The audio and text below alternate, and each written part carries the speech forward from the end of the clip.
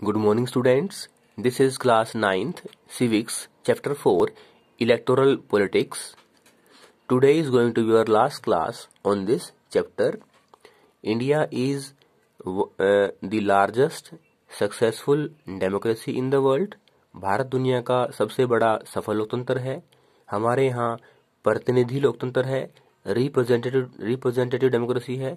Representative democracy में लोग अपने प्रतिनिधियों को चुनते हैं, एमएलए, एमपी, सरपंच इत्यादि को चुनते हैं और ये चुने हुए लोग देश के लिए निर्णय लेते हैं और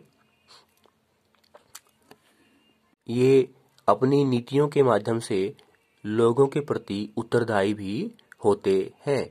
लेकिन लोकतंत्र में जो चुनाव है, जो इलेक्शन है, उनका बड़ा महत्व है. बिना चुनाव के हम लोकतंत्र की कल्पना नहीं कर सकते.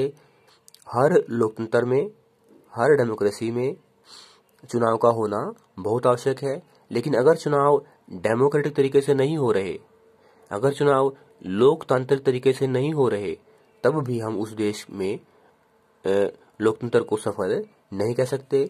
अगर हम भारत की बात करें, भारत में जो चुनाव आयोग है, जो चुनाव की व्यवस्था करता है, उदाहरण के लिए जो पंचायत के चुनाव हैं या जो एमएलए के चुनाव हैं, उनको स्टेट इलेक्शन कमीशन, और जो एमपी के चुनाव हैं उनको सेंट्रल इलेक्शन कमीशन कंडक्ट करता है. अगर चुनाव आयोग स्वतंत्र नहीं है, अगर इलेक्शन कमीशन निष्पक्ष नहीं है और इंडिपेंडेंट नहीं है, तो चुनाव लोकतांत्रिक तरीके से होना संभव नहीं होता. भारत में मजबूत और स्वतंत्र चुनाव आयोग है. दूसरा, पॉपुलर पार्टिसिपेशन, जो जनता है वो बढ़ चढ़कर चुनाव में भाग लेती है. और तीसरा, एक्सेप्टेंस ऑफ इलेक्शन आउटकम, जो रिजल्ट है, जो परिणाम है चुनाव का, वो हर पार्टी स्वीकार करती है.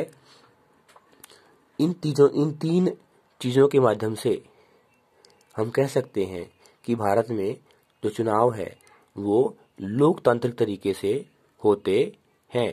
हमारे यहाँ अमेरिका की तरह से नहीं है कि अगर चुनाव के बाद एक पार्टी जीत जाती है, एक पार्टी का जो कैंडिडेट है जीत जाता है और दूसरी पार्टी के जो कैंडिडेट हैं वो हार जाते हैं, तो फिर वो जीती हुई पार्टी के जो कैंडिडेट हैं उस पर एक तरह से हमला, उसके जो भवन है, जो बिल्डिंग है, उस अपना रोष, अपना गुस्सा प्रकट करने के लिए हमला तक कर देते हैं.